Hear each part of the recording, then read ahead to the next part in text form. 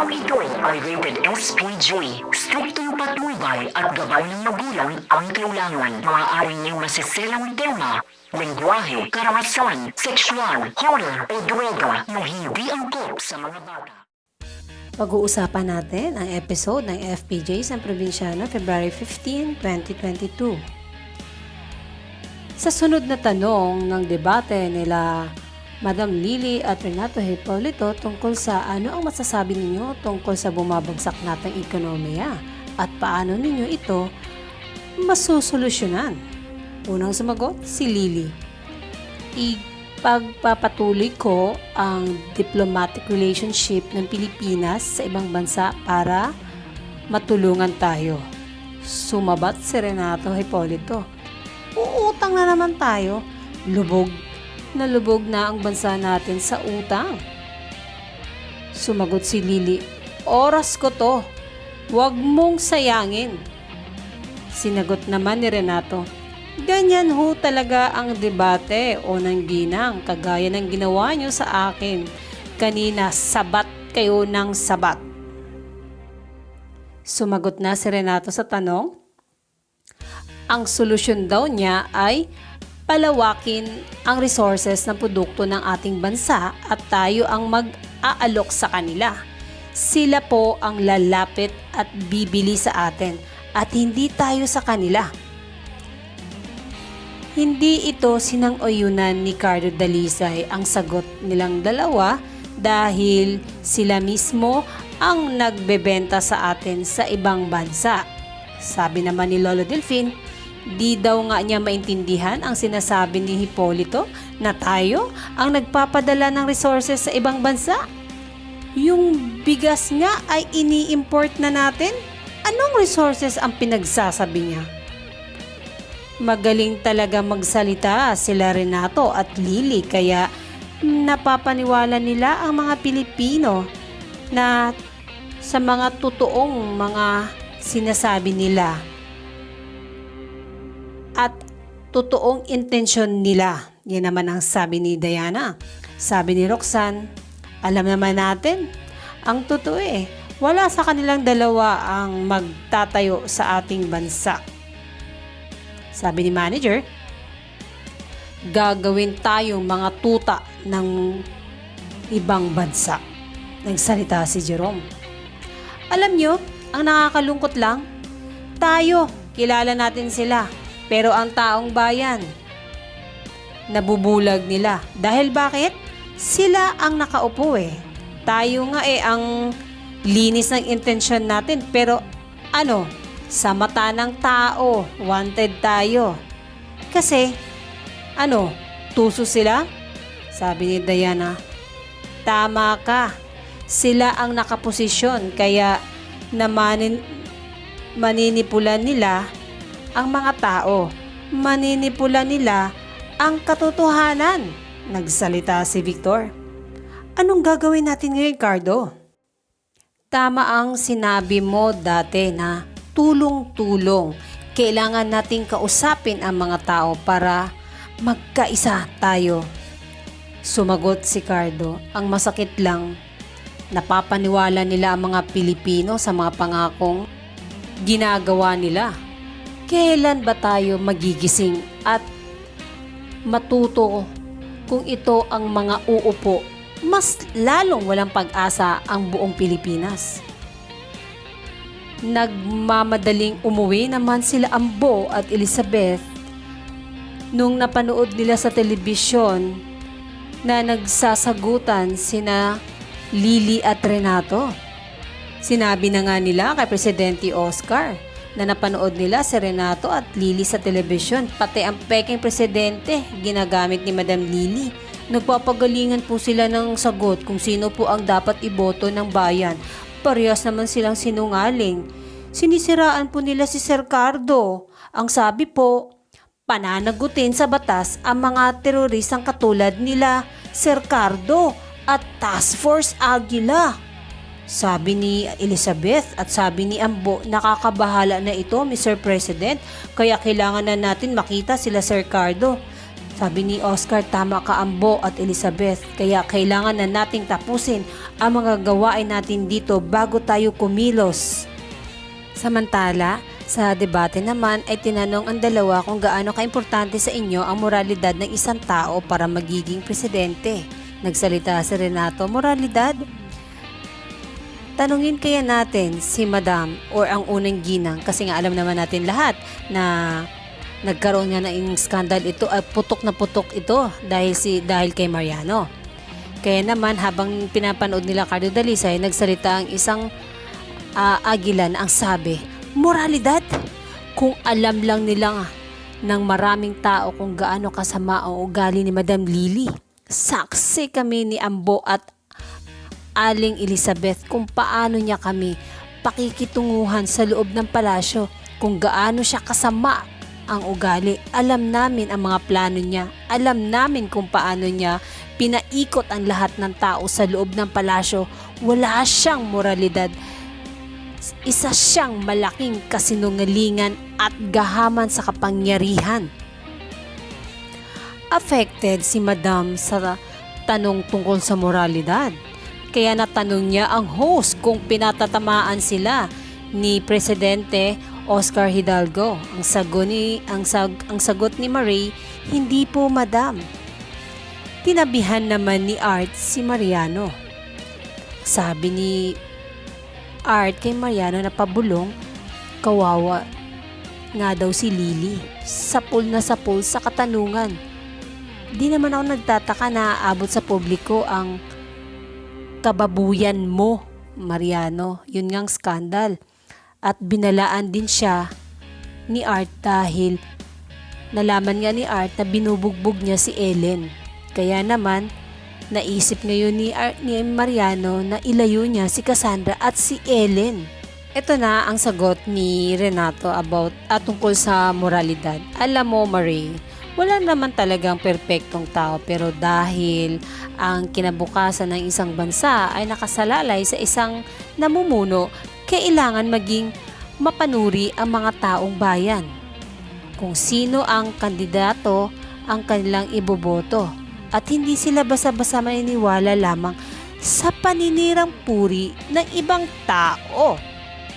At nagsalita si Marie na yung host na ang sabi, a very well said. Sabi ni Lily, naggalit si Lily. Sa kanya nga daw ay hindi siya pinuri. Ang ganda rin naman daw namang sagot niya. Ang sabi niya, bayad ba kayo ni Secretary Hipolito? Naku, lumabas sa bibig ni Madam Lily yun sa harap ng mga tao. Galit na galit si Lolo Delphine habang pinapanood nga nila ang debate. Kahit sino nga sa dalawang yan ang mananalo ay walang mangyayari sa bansa. Ang kailangan ng bansa ay isang taong nagsisilbi, totoong tutulong sa mga tao at walang bahid na korupsyon. At kapakanan ng bayan ang uunahin, hindi ang sarili. Sa nalaman ni Oscar tungkol sa debate, gusto na niyang mahanap si Caro upang di makaupo sa pwesto sina Lily at Renato. Isa man sa kanila ang manalo, kawawa pa din ang Pilipino.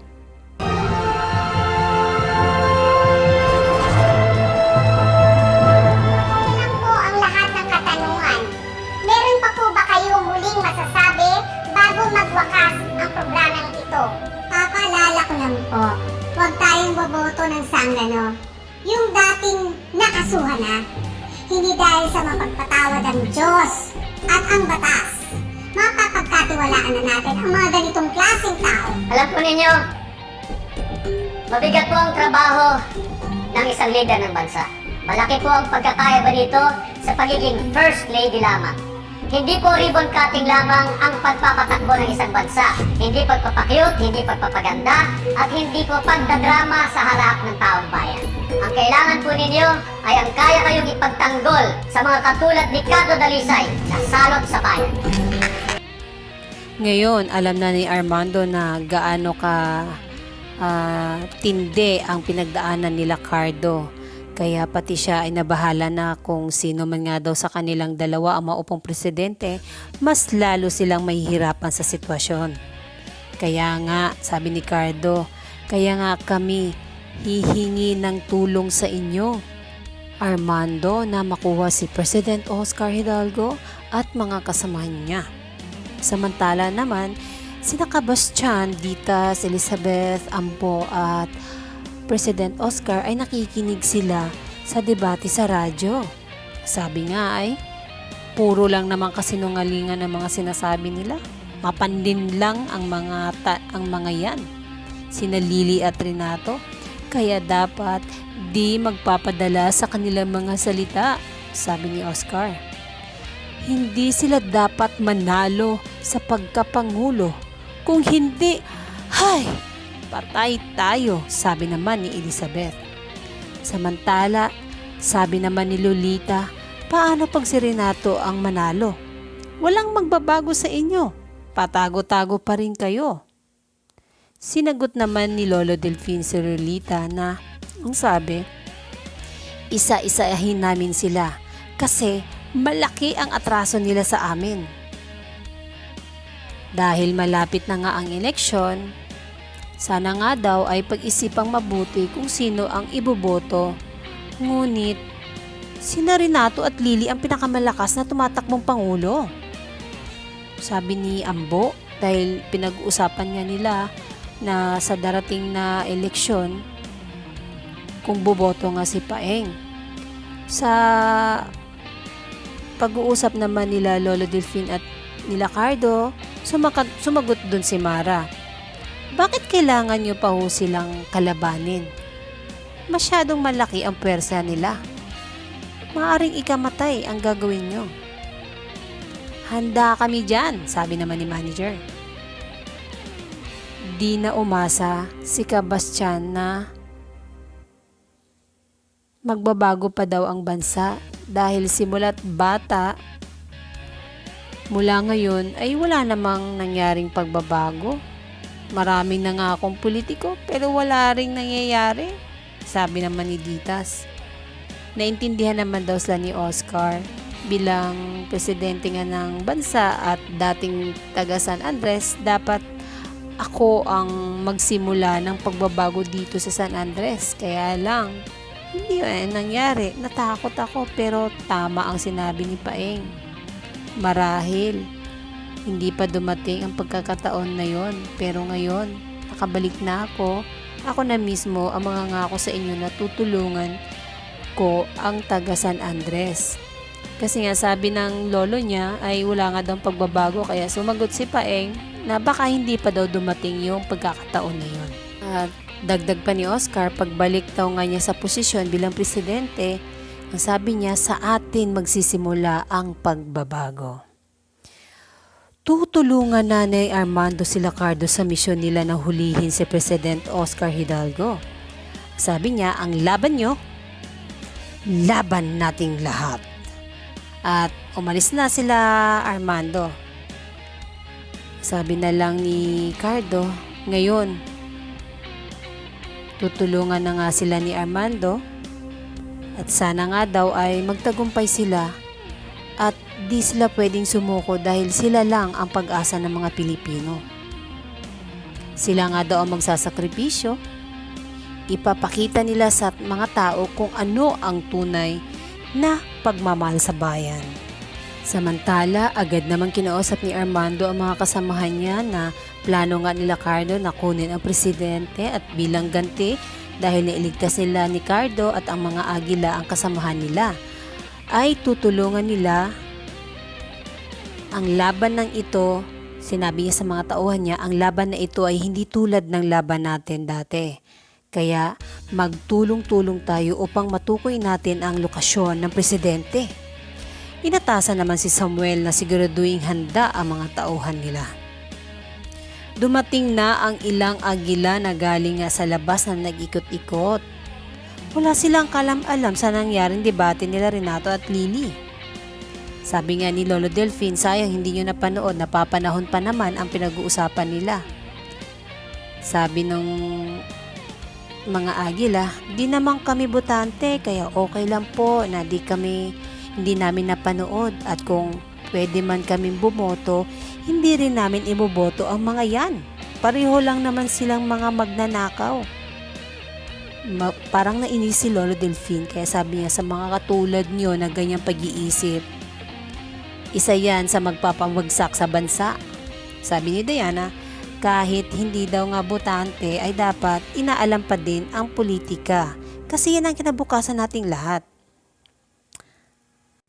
At nanahimik nga ang ibang agila sa sinabi ng dalawa kaya naman ay pinaglinis na lang sila ni Lolo Delphine nang may magawa naman daw matino. Samantala sa palasyo naman ay nakauwi na si Madam Lily at galit na naman siya pagpasok niya sa kanyang silid na ang sabi nga niya ay may kinikilingan nga daw si Marie. Mas kinikilingan niya si Renato. Sabi din ni Cassandra, pansin ko nga din tita, baka nga bayad yun. Sabi naman ni Mariano, sabi ko sa iyo mapapahiya ka dyan sa debate na yan matalim talaga yung dila ng ungas na yun Pero sa pagkakataong ito, madam, pinulbos po talaga kayo ni Renato Hipolito. Banat naman ni Augustus, kaya naman sinigawan sila ni Madam Lily na lumabas kayo dito at tumahimik kayo. Kasi nga, pinagtulungan naman nga siya, durog na nga siya sa kanilang debate. Tapos, ganun pa sasabihin ng tatlo sa kanya. Kawawa ni Lily. Pagkatapos ng eleksyon na ito, hindi ko lamang siya sa politika matatalo kundi pati na rin sa negosyo. At sa criminal underground, mabubura na ang pangalan niya. Ibang klase rin ito mga agila. Ang lakas ng loob nila para pagtakaan ang pinakamakapangyarihang tao dito sa bansa. Pinapahanga nila ako sa tapong nila. Hindi ka ba nag-aalala sa mga plano ni Carlo? Hindi yan katulad ng misyon natin na patumbahin ang lider ng mga sindikato. Presidente na ang babagayin natin.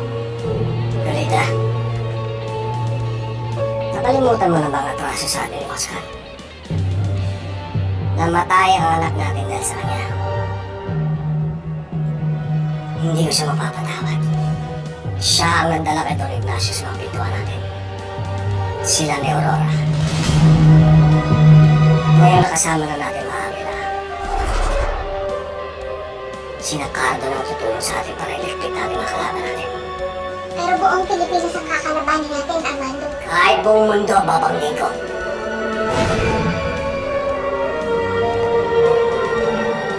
Mapanagot ko na si Oscar sa pagkamatay ng anak natin. Paano ang pangalan mo? Kilalang kilala ka ng mga tao dito. Di ba pangarap mong makuha yung posisyon ni Don Ignacio? Baka sa mga pinaggagawa ng mga agila, madawit ang pangalan mo. Paano ka tatakbo sa politika? Ako nang bahala doon, Lolita. Kapag dumating ang oras, ako nang mamumuno dito sa buong norte. Napakinabangan na natin ang mga agila. At nakuha na natin ang pera na kapatol sa mga ulo nila. At nailibing na natin ang mga agila.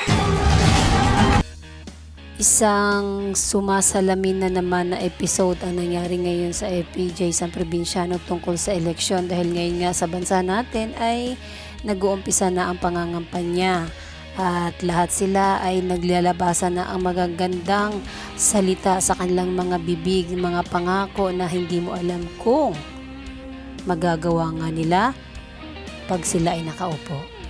At sana nga ay magkita na rin si Cardo Dalisay at Oscar Hidalgo para malaman na niya ang tunay na pangyayari. At huwag kayong bibitiw sa gumagandang kwento ng FPJ San Provinciano Bagong Yugto. Thank you for watching mga kachika. Bye!